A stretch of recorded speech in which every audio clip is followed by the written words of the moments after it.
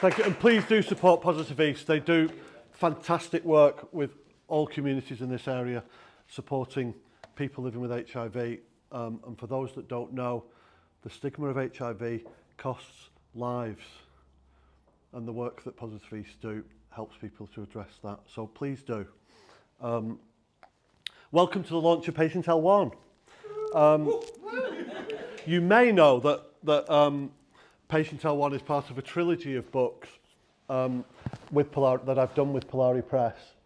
Polari is a fantastic press that focuses on giving visibility to queer stories, particularly the older queer stories, which you might have guessed this is where these ones come from. But my first book was, the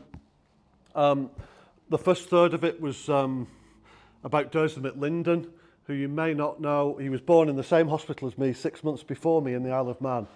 And he was the inspiration for Richie Tozer in Isle of Thin. And then the next half of that book is a tribute to Alan Shea, who's the Manx gay rights campaigner in the Isle of Man. As you may not know, sex between men in the Isle of Man was partially legalised in 1992. After a good period of police harassment and setups and a lot of gay male suicides, and it tells the story of that. And last year I published with Polari A Finger in Derek Jarman's Mouth, which was a tribute to Derek Jarman, who died now 31 years ago. So Patient L1, we'll start that in a moment. But just to let you know how the evening's going to go, basically we're going to do this reading. It's going to be primarily Joe, but it's going to be a bit like a show or a performance that will last about 45 minutes. So I'll be making some sort of appearance. There'll be a surprise in the middle that isn't in the book. And then afterwards we're going to have a Q&A with two national treasures, obviously Mr. Jonathan Blake, but also Mr. Mike Jackson, co-founder of LGSM. Always makes me want to cry when I say LGSM. So thank you, Mike, but we'll welcome you properly later. But there's a chance to, I'll have a brief chat with them, and then there'll be a chance for you all to do that.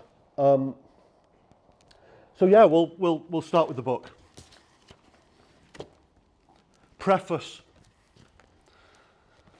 I want to tell you about my friend, a man called Jonathan Blake, who was born in Birmingham on the 21st of July, 1949.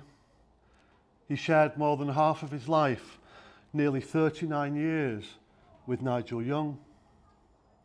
Jonathan has lived with HIV for even longer than he lived with Nigel, having been diagnosed in 1982. This was so early in the UK epidemic that Jonathan was named Patient L1 at London Middlesex Hospital. I first met Jonathan 2 weeks before his 70th birthday in 2019, and we've been recording dozens of our conversations ever since. And he kindly agreed to let me write his story as verse memoir in his voice. There are enough tales to fill several books, but here, Jonathan is going to tell you just a few.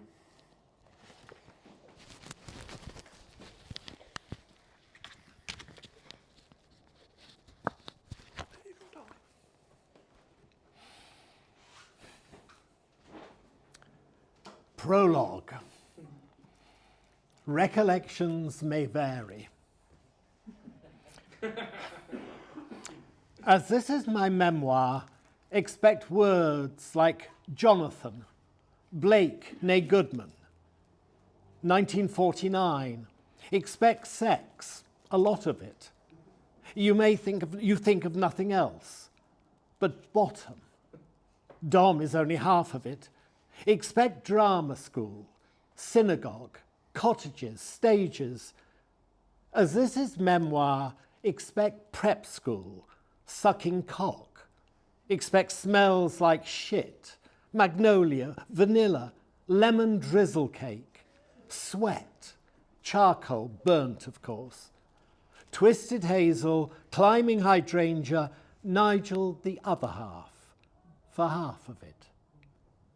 As this is memoir, expect Mother Goose, traipsing the lawns in tragic togas. Expect Rose Bruford's knickers, Tybalt slain by Romeo, from a far country, maths, woodwork, cricket, useless bats, the gardener, the caretaker. As this is memoir, recollections may vary. The guilty are innocent beyond doubt, the innocent guilty. Joe, Joff, Johnny, Jonty, to name the usual suspects. Yellow, red, pink, triangles, upturned, act up, facing down, AZT fingers, DDI toes. As this is memoir, I'll walk like a gorilla. Sleep like a corpse, expect death, you'll get it. Soon enough, I'll be patient L1, patient L2 is dead. HIV, AIDS, it does that. As this is memoir, I'll schmice. I'll sex with strangers who turn out to be frauds. Some have drugs, others don't turn up. For all that, I'll live a lot longer than you think. Edgbaston College Preparatory School, 1958. Eileen Fisher. My art teacher had metal legs, yet her heart was not black crayons, but pink pastel instead. She talked to Mother. He's not academic like his brother. You must encourage his creativity. I wasn't sporty either, so Saturdays were sparkled by train trips to Stratford-upon-Avon to see Shakespeare's Bottom and others. It was there such stuff were my dreams made on. Shakespeare Memorial Theatre, Stratford-upon-Avon, 1959. Like John Gielgud. I always knew I was other. The older boys preferred blondes to a swarthy Jewish kid, but I still got my share of cock. At 10, I saw Charles Laughton's Bottom in Midsummer Night's Dream. I was going to be an actor. I announced to my mother I was going to be an actor. Oh, that's wonderful, dear, but I hope not like John Gielgud. British stage actor and director Sir John Gielgud was arrested and charged with persistent importuning at a Chelsea public lavatory in October 1953, shortly after being knighted.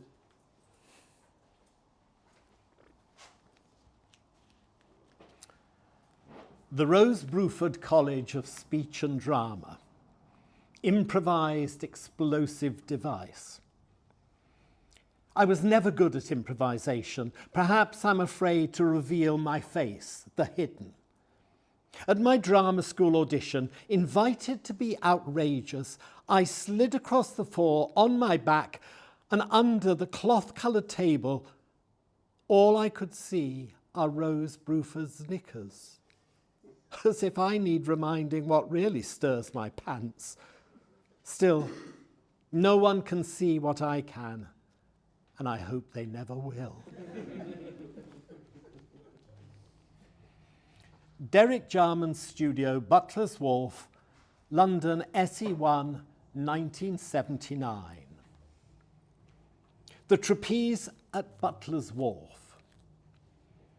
A circus filled with sailors hung at a party in his warehouse home, but it wasn't a trapeze hanging, although there was a man in leopard skin harness alongside a tightrope walker with his one hand in his pants. As Derek could have said, we are both on the edge of a desolation life slings and swings will throw at us. San Francisco, 1982. grilled pig. For mother, it wasn't bacon, but shellfish that, freed into reform by her father, you eat what you are, lobster and pig. For me, pigs, another unorthodox proclivity, sweating in a white-tiled room hung by 4 chains, one little piggy, daddy pig too. I honked all the way home.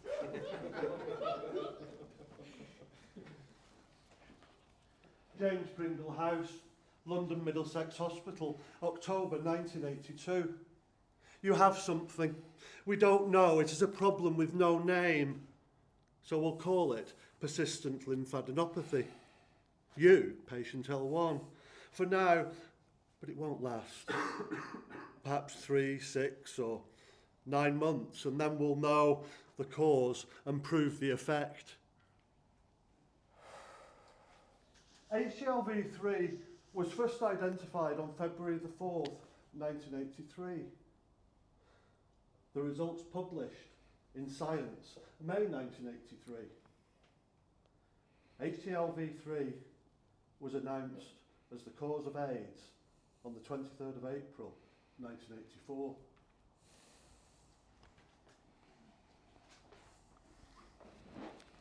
Elf Row, Shadwell, London, E1W, 1982, an hour later. After the short goodbye. A bat follows me on the bus. It's not even night, but it is. The sky is so bat-laden, I don't know the colour, but it is.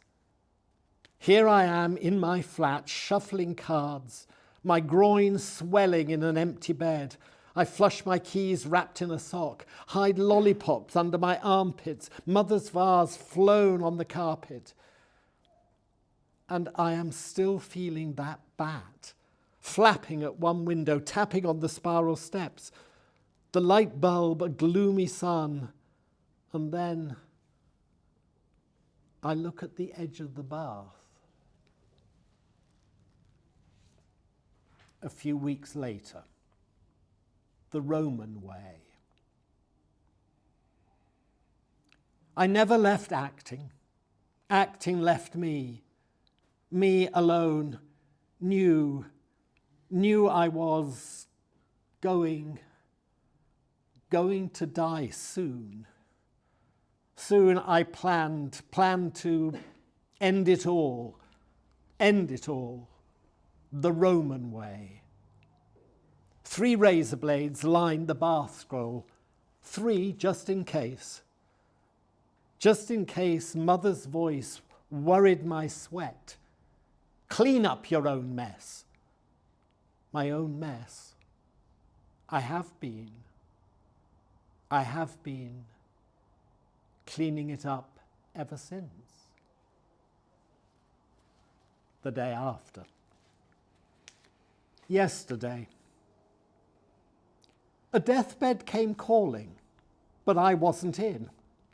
I was listening to a dark song, its wicked tune, a catchy guilt, which is to say, the same truth tapped on the window before it fell in an oozing moment, like having a shitsole and arse infected with who knows how you spell who knows what, a rich dish needing a deep wash, a small animal in endless space pretending it didn't feel.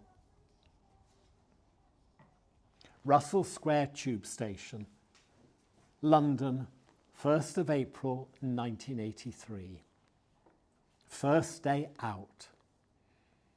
I saw an advert in Capital Gay, lesbians and gays holding hands for a nuclear-free future.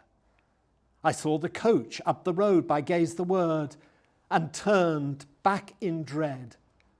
But these ochre and crimson pantaloons swished me. Hello, I'm Nigel. What's your name? We've been together ever since. 38 years ain't bad. Onllwyn Miners Hall, Neath, 27th October 1984. Perverts support pits. In single file, in deathly silence, we walk into the miners' hall. Then a single clap changed the world. From what we had once escaped, here we had returned home.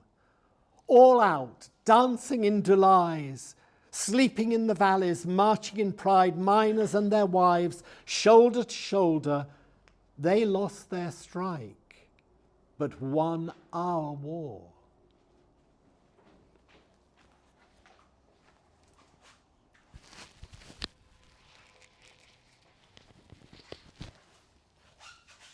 In July 1984, Mark Ashton and Mike Jackson founded Lesbians and Gays Support the Miners, with many members joining them in activism and fundraising, including Jonathan Blake and Nigel Young. LGSM raised over £20,000 for striking miners in Julys, Neath and Swansea valleys, including a concert, Pits and Perverts, supported by the band Bronski Beat at the Electric Ballroom, Camden, on the 10th of December 1984.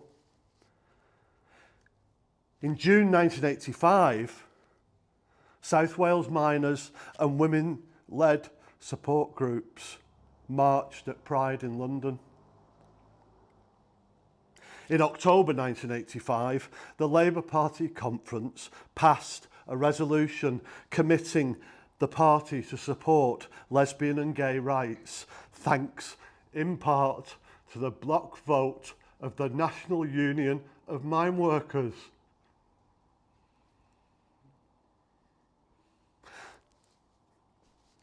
Following the end of the strike in March 1985, Jonathan and Nigel took a 2-week break in Egypt. Nigel kept a journal, which Jonathan didn't read until decades later. These are found poems created from that journal. You won't find them in the book. Joe looks amazing in his straw hat, straw yellow neckerchief and a paint-splattered salmon pink top. Ruffled cream linen trousers were printed by his own hand with amber blotches. The round canvas boots have tractor soles. I feel schlocky with my permanent stains on grey patched trousers and 2 holes in both pockets, and my green anorak is filthy. My new white laces too short for their dirty baseball boots. My only beautiful is a patterned shirt made by Joe. It's a good job. I really, really like him. Love him, I suppose. I don't like to say. At Heathrow, decide to sell Benson and Hedges. The gold cartons are admired. Say no to Johnny Walker whiskey. Read guidebooks on the plane. Don't take cigarettes, do take whiskey. Bucharest Airport. Wiener Schnitzel with succulent creamy rice. We sit near to dead trees and eat. Handsome Romanian men who touch each other a lot with their hands. Troupelle de Frontiera wearing Y-straps and uniforms with lots of pizzazz. It's hard to fancy men and be ideologically pure.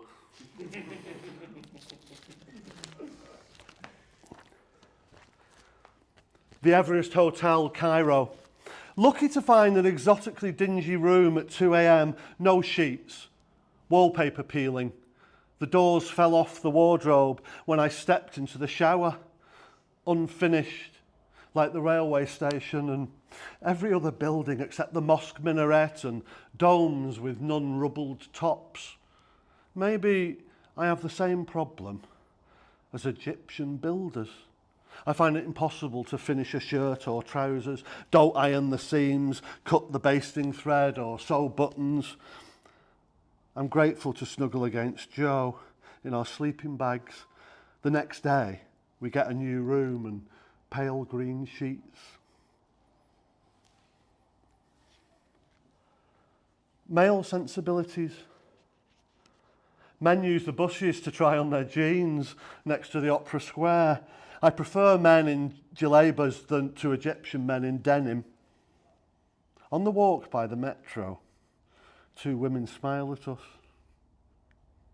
The beauty of the swinging claws hangs from a crane. A dark-skinned, mustachioed man in tight trousers stares at you, staring at him, drinking a bottle of orange. With his left hand, 3rd, 4th, 5th fingers point towards an effeminate delicacy. I may be reading in a manner that is not sensible.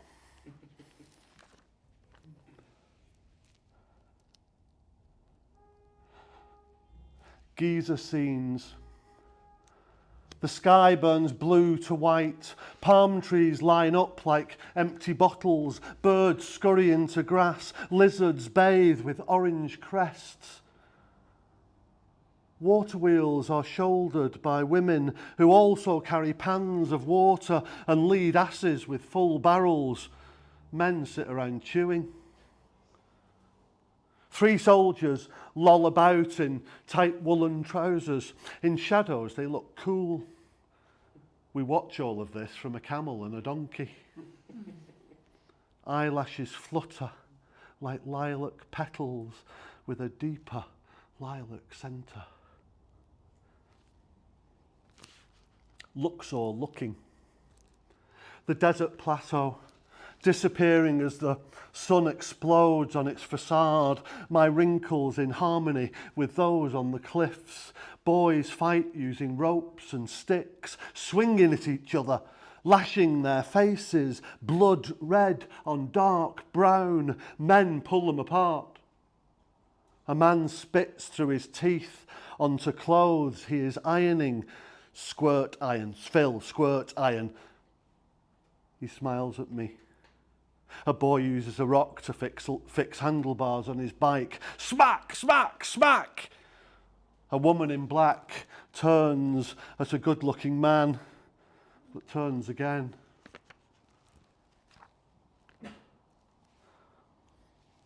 Temple of Karnak. We camp it up all along the avenue of sphinxes. Blue sky pours through 2 blocks of sandstone where creation is believed to have begun. Thwack! A bird dives into the Nile. Behind a metal curtain, Joe gazes at rows of thick columns in the mud-walled precinct of Mutt. Flies hover on my eyelids. I brush them away and wish my mother better as I kiss the walls. The Valley of the Kings. A massive open basin with yellow-brown crags. In Arabic, the word for hot is harahaha. I ride mini-ha-ha. Joe rides a horny black donkey. Kabir says it's hot for mine. We climb so high. The view is breathtaking, strangling like sex.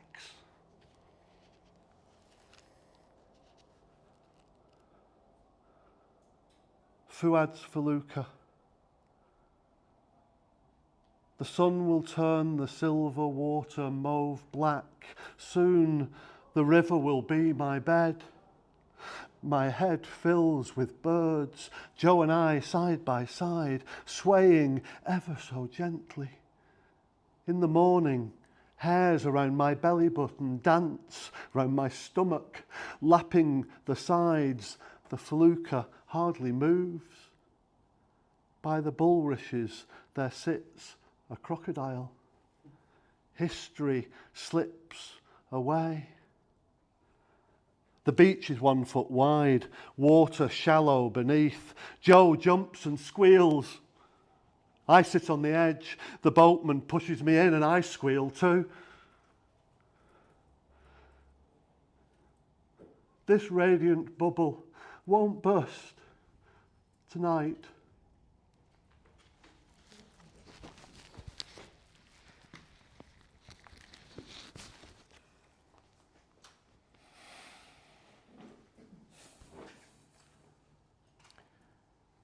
Mail Road, Herne Hill, London, 1990. My poem is terminal. Illness in a bed, it catches up, plummets, sweating, browbeaten, Zvorax, candle, burning boat, Caniston, ring of fire, Remodium, absent family, rabbi, circle of friends, all the things that can't stop my death, rattling my breath, salt-tongued, pink shroud, salt-fingered, sunless curtain, sheets damp, hands outstretched, my body wet, broken tree, twisted hazel from virus-injected seed, planted, stones on a grave, someday soon. But later that year, the sun rising, there was nothing but darkness and sickness in this body laid low, deathly shingles here in one bed, out of question, even out of sorrow, for thy own self, thou art what you be. Rising from my centre and building a patio, then a garden, as if nothing is more crucial than to heed the calls from the soil. These windows shake, ceilings shudder over me, walls fall in, but my boundaries are also the horizon. Thy motions inspired creation of my own nature's sphere. 2 years later, communal garden. After facing death and bearing its witness, my sanctuary becomes our whole world, the gardens rising from dust wasteland, its boundaries co-op homes, forming an edge of edges that are imbued with paths, symbols, flora that sense the ever-evolving drift towards my stretched horizons.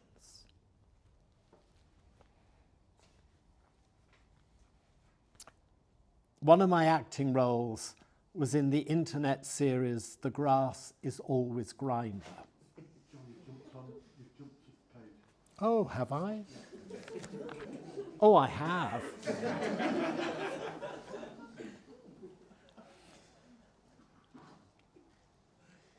Mail Road, Herne Hill, London, late 1995. Blood Brothers. Nigel woke up purple-stained, white T-shirt on his back, life-changing swings and leather chaps, plays and books of haiku in the living room, but these words won't fit. Like chlamydia, syphilis, gonorrhea, herpes, warts or crabs. It's been a while since we've both been to the clinic to get a checkup. Choosing to leave the news to another voice, now, brothers in a viral chase, you've joined fashionably late, tailored trousers, woven patch. 21 years later, looking back. Thinking 33 was the last age I was going to be another famous actor who exits stage left, as it turned out, it wasn't me who was Rock Hudson, but it was me who acting left until Dominic West played a version of me. Now I am still alive and acting, and not a disappointment to any of my fans. Right now, one of my acting roles was in the internet series The Grass is Always Grinder. 56 Dean Street, official YouTube, 2018 to 2019. The grass is always grinder. If only we could watch this sex certificate version of Heartstopper back in my day, not for the sex I had plenty and not even for grinder. There is more than one way to skin a cock. I wish I had its glitter ball light, not those dance floor shadows we lost. Back then, most days were harsh. Others, we didn't bother. Seen worldwide 10 million times. Me, a few dozen. I skip through the scenes to where I appear.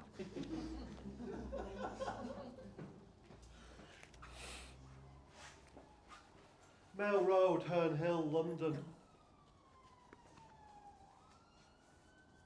Nigel Young passed away peacefully at home, with life partner Jonathan Blake by his side at 3:45 p.m. on the 18th of January 2022, aged 75.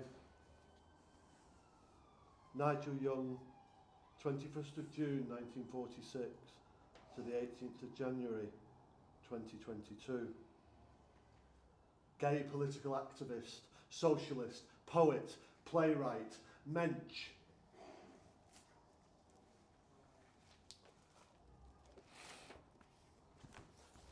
"18 days later, Jonathan was at Acorn House, which was the full home of the UK's memorial quilt. And he was filming for Grayson Perry's Art Club. And he produced a patch, which you may have seen when you came in. When you're going out, you'll see the 49th UK AIDS Memorial Quilt.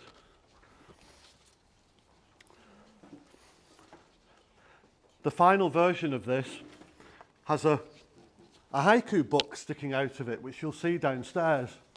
Hello, you.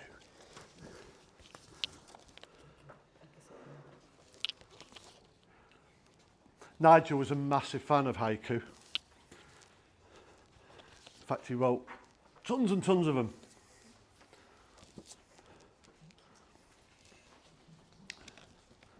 So in tribute to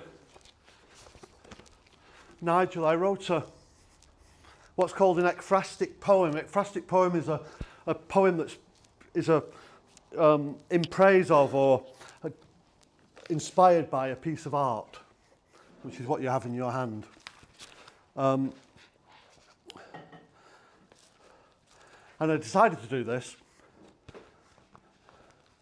in memory of Nigel in haiku. So there's 9 haiku patches. And you might spot a bit while if you look at your little gift. Haiku patches for Nigel.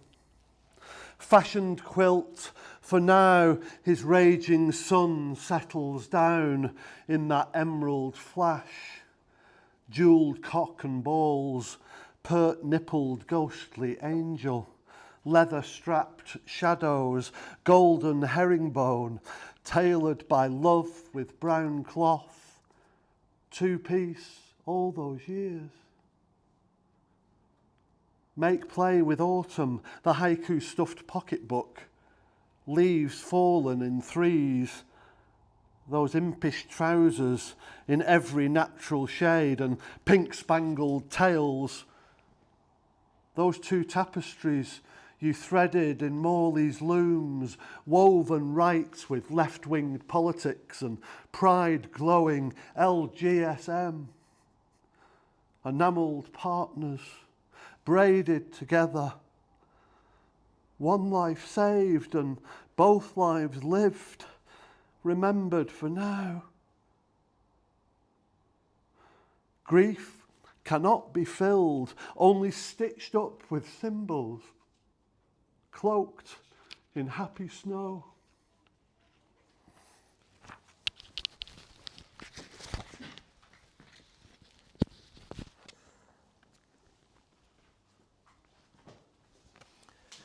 Six months later, every hazel has a story.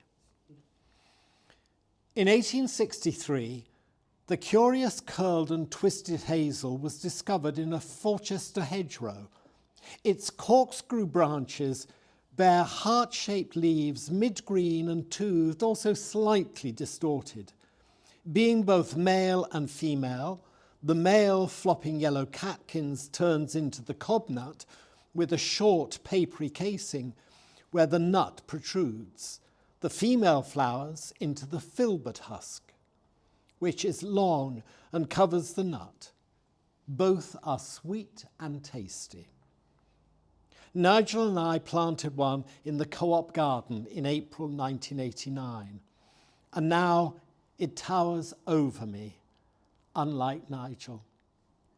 Instead, his ashes mingle with the roots, feed mycelium like Celtic magic.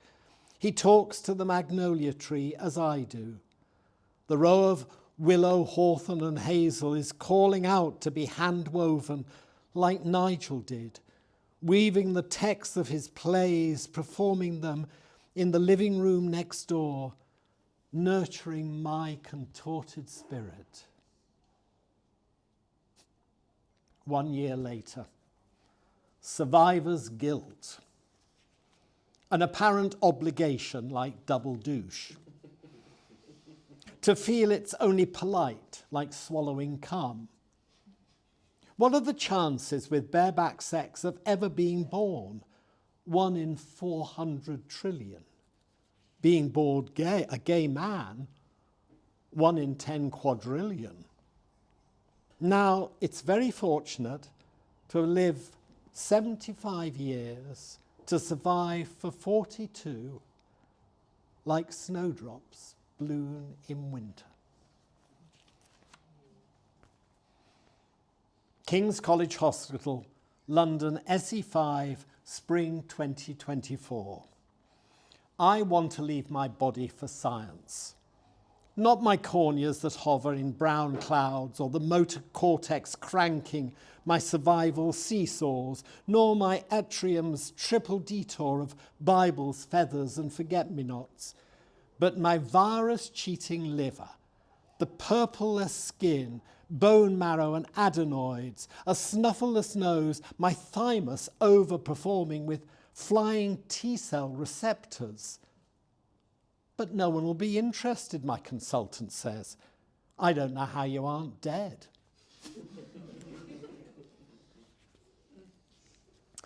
This is the last poem. It's about my 75th birthday last 21st of July. 35 years later. I told you from the beginning I'd live a lot longer than you think. Looking at the cracked mirror image of my 40th birthday in our Co-op garden, LGSM Mike, the Eno 3, the Magnolia, Michael and Vic. Paulette sits under the twisted hazel. My 40th birthday present, the cherub birthbard, remains balanced thanks to a crock from a broken pot, though everything else has changed. Brother Dick arrives. How far has he changed? Missing are Nigel's open face, an open-necked Fiji Paradise Pacific shirt, exotic, like Vic's burnt Basque cheesecake, light as air and rich as sky. Thank you. Thank you, Simon. Well.